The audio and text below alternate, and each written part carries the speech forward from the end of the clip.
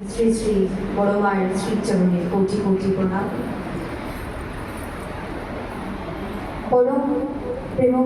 পরম পূজ্যপাদ শ্রী শ্রী বর্দার শ্রীচরণে কোটি কোটি প্রণাম। পরম পূজ্যপাদ আচার্যদেবের শ্রীচরণে কোটি কোটি প্রণাম। আজকে আমার আলোচ্য বিষয় হলো মেয়ে বরে বরণ করে সেই বিয়েতেই সমাজ পারে। আমি একটু ছোট করেই আপনাদের সামনে আলোকপাত করছি ঠাকুরের দেওয়া একটি বাণী, এই বাণীটির উপরে। সর্বপ্রথম আপনাদের কাছে আমার একটি প্রশ্ন আছে। একটি মেয়ে কখন তার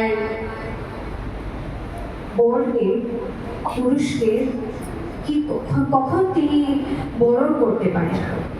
তার কেমন একটি মেয়ে কেমন হয়ে ওঠা উচিত যেন সে একটি তার বরকে সে নিজে সিলেক্ট করতে পারে?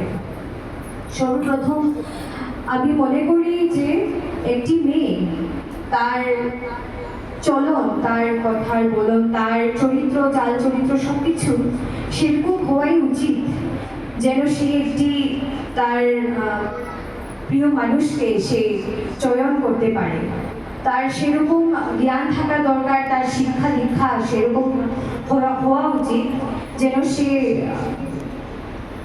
ঠাকুরের ব্যাপার, যেন সে তার নিজের বরকে সে নিজে চয়ন করতে পারে। ঠাকুরের সবাই